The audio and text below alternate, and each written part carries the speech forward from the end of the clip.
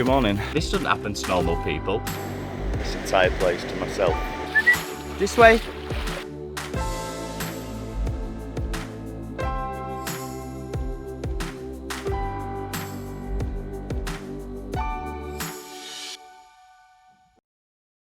Okay, and welcome to episode 3.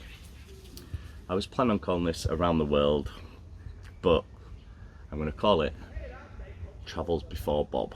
So these are the travels I did straight after the lottery. Obviously you know about Mauritius and until I kind of got Bob. So it's travels with friends and stuff like that. And again, it's going to hit on a bit about my mental health and me in groups and my uncomfortableness in groups and a few little stories about crazy reactions, what I've done in the past, but they've been valid. So basically, after Mauritius, me, my brother Richard and my friend Lee, we decided to go to Thailand after Mauritius. So it was because you had to go into Dubai, so we decided, right, we'll go to Dubai, then we'll fly to Thailand for a week. We'll extend this like holiday. So me and my brother, as we want to do, even though we will love each other dearly, we ended up falling out. So it was just me and Leo ended up and went for a week, and it was amazing. Bangkok, you see loads of pictures now, loads of funny things. It was amazing. It was a good week. And I have two of good friends both called Pat. We'll refer to them from now on as Pat 1 and Pat 2. Now Pat 1 I met my first ever season in Val d'Isere, which is covered in episode 1. We were both kitchen porters. He lived in Ambleside, and that's how I ended up the summer after my first season going to Ambleside. We've been really close friends since then, really, and we've got our own lives. We haven't spoken to each other for a long time. That's Pat 1 we'll refer to, and Pat 2 is I met him in Cornwall. Now you see him on the close-up in middle of a Cornwall story in episode 1. Yeah, that's Pat there with the stupid face. And yeah, Pat's from Nottingham. Great guy, well-travelled, friends all over the world.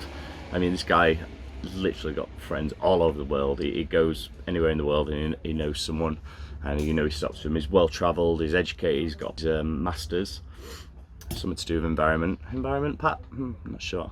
But anyway, so they're my two Pats, Pat 1 and Pat 2. But yeah, me and Pat 1 had to come to Cuba. Well, we was going to go in the camp on the start. I said, we'll go to Europe, we'll go like 3 weeks in Europe. It'd be amazing, because I convinced him to do the army. But instead, it was too much of a kerfuffle. So I went to Cuba. So I said I only treated 3 friends, that's it. Lee and the 2 Pats. So yeah, I went to Cuba. It was an amazing time. Met, some beautiful people there. We had such a great time. Varadero, the peninsula itself, it's a bit too touristy, and it was a bit enclosed. There's guards at the end of the peninsula and stuff, but we loved Havana. We sat there for a couple of days before we flew home, and it was amazing. And where else? Yeah, so with Pat 2, I'd say he's well travelled. So he's been to India a couple of times. So yeah, I've never been to India. We met some nice Indian people in Mauritius, so we decided, right, we'll go to India, we'll go down to Goa. So yeah, stopped with as friends in Mumbai. It was amazing. We stopped with them, lots of local restaurants. They introduced all their family, all their friends. It was a funny story. Me and Pat in a Mumbai nightclub. We were only 2 white guys in there. So tall as well, both of us are. And we were walking through like to a toilet somewhere above everybody's head height. But yeah, as friends head tile. Yeah, it was a great time. Then went down to Goa. And we stopped at Agonda. Now Pat only stayed another week then, but I stopped another 3 weeks. Yeah, just stopped in a beach shack on the beach. Beach shack on the beach, of course. A very quick story. So I don't know who's been to Goa, but there's lots of stray dogs around. So I adopted a dog for the 3 weeks I was in this hut, and I called him Bob. And when I got home, I got a dog and I called him Bob. Hence this animal underneath the table now, which is pretty cool. Bob's namesake. Looking through pictures for this series, and yeah, saw the picture of the original Bob. They do kind of look similar. I mean, the original Bob's not a border collie, but they do have the same look about them, same bit of cheekiness. Anyway, so we went there and it was amazing. Where else did I go in that time? Well, first before I touch on other things, the 2 Pats and Lee, they're so good at meeting people, and then we'd always end up in groups and stuff. Now, me, I'm not and have never been comfortable in groups. I don't know where it comes from. It's definitely, again, the army. It instills in you. I could never relax, really. I can never 100% relax. Camper van life relaxes me, and I think that's why I chose to buy my camper van and choose to live in a camper van, and I think that's why I'm probably more comfortable in a camper van. I can never relax in big groups, and they're great at meeting people. Now, when Pat went home, Pat 2 from Goa, Pat and me had got a group of friends, but yeah, it was never the same after Pat 2 went home. It was pretty strange. That's because, again, I'm just not comfortable in groups. Oh, God, I don't know why that is. I just wish I could be comfortable. There's been situations, so a very quick story. So the army, yeah, I was not paranoid as such, but where I come from, you'd learn to watch your back, you learn to just kind of see everything that's going on around you, and the army really instills that into you. You know, I never miss a thing, really.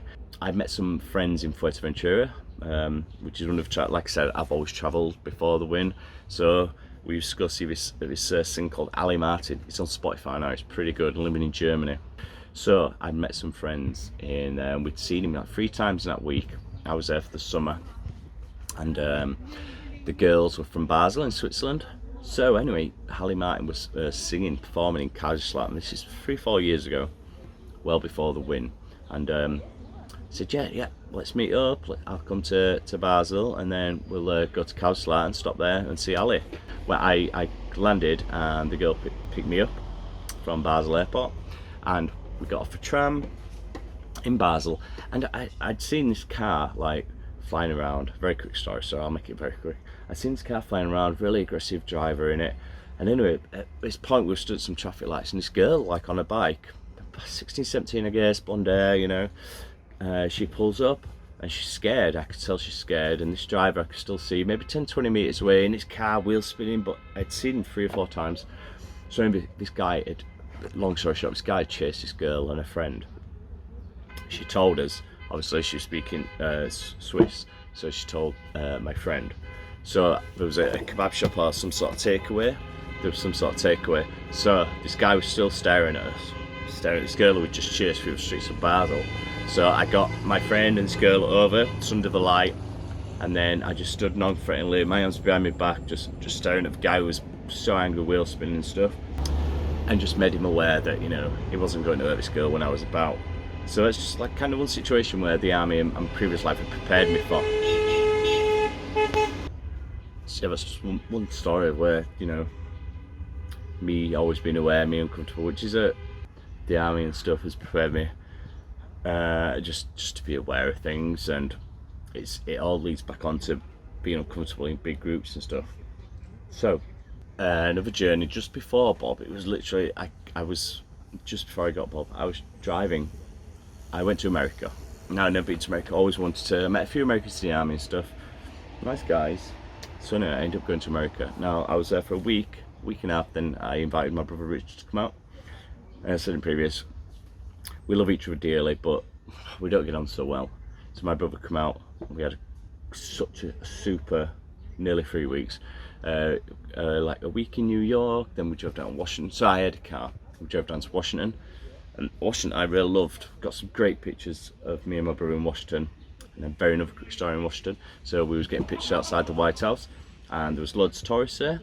Again, with the paranoia, I'm going to call it paranoia, let's be honest. With the seeing everything what's going on around me. We was getting a picture took, an Australian guy taking a picture actually. And there was a pram in maybe 10 meters away, nobody near it. Tourists all around me. I said, people next to me, is that your pram? No prams. So literally within 4 or 5 seconds, I told everybody around me, go, get away. Obviously I'm being very calm when I'm saying it. Get away, move now, move away. People are moving away from me. I'm getting the Secret Service from behind me who stood at the fence of the White House. I'm getting them, guys, here now. And they're all running over. There's a pushchair with stuff in it outside the White House. Nobody near it. The Secret Service is just about to get where I am, and I'm like, pram, you know, danger.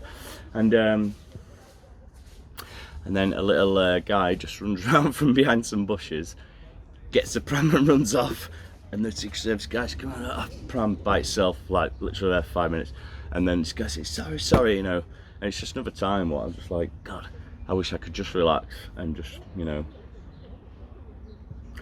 just relax. But anyway, you never know with them situations, you know. but there was no one here that pushed her. So anyway, we spent America, and then yeah, went to Washington, then went to Myrtle Beach, and then Jekyll Island.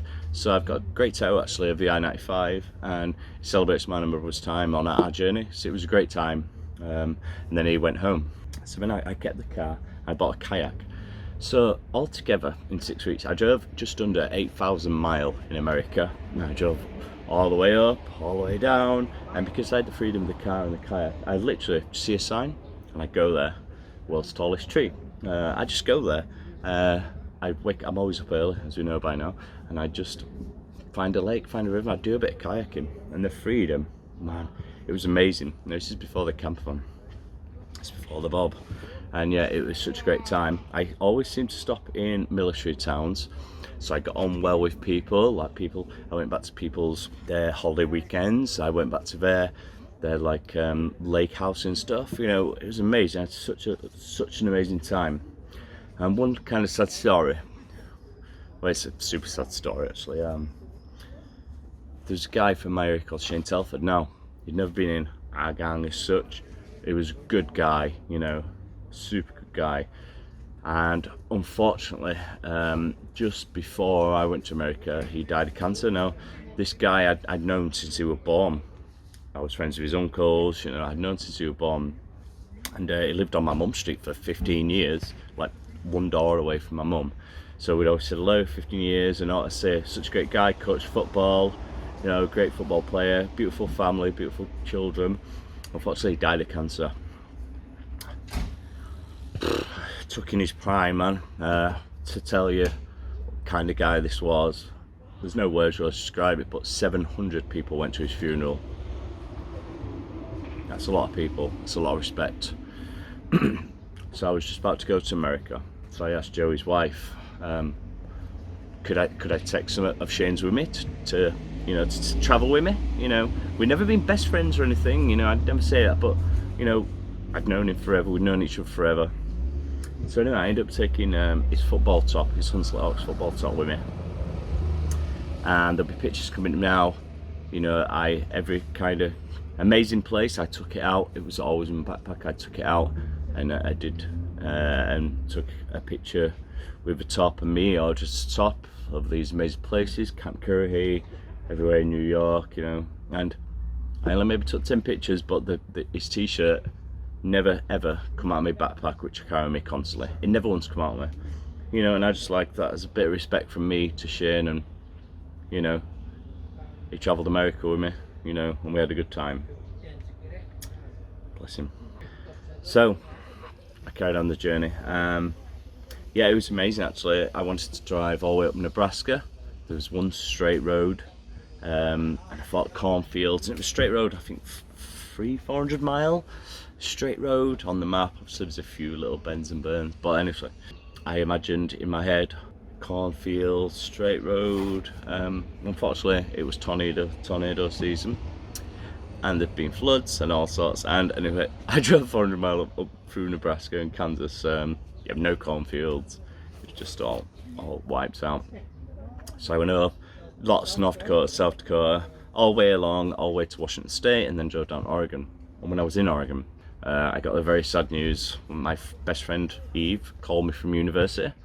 So we were best friends through as mature access course in law and our degree in Leeds Met. Best friends. She'd had a rough time with her husband, and during end of uni 2009 and before then, you know, we got together a couple of times. We were very good friends. I loved the boys. And yeah, she phoned me. I remember the morning. And you see this all links back to it. I might have won a bit of cash, but I lost quite a few people close to me that year. And she phoned me and said, I've got an inoperable brain cancer. I'm gonna die.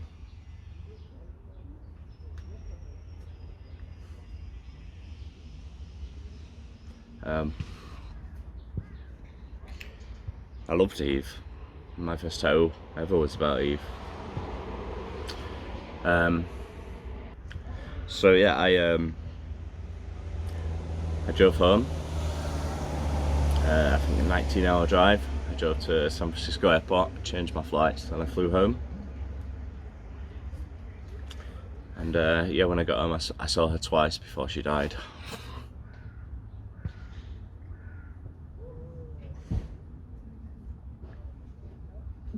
I don't even know if she recognised me.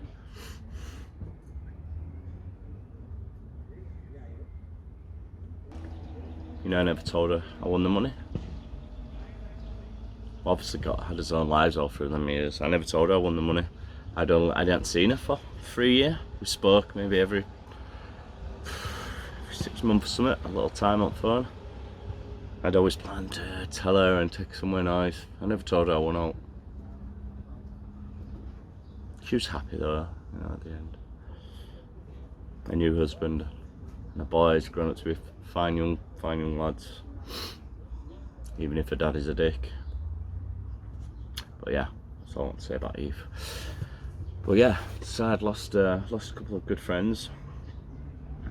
Also paid for a couple of other, not friends as such, but people I know. Their families had crowdfunded during the time before Bob, and yeah, obviously contributed to their funerals and various other things. It seems I won money, and then, you know, I lost quite a few people near me,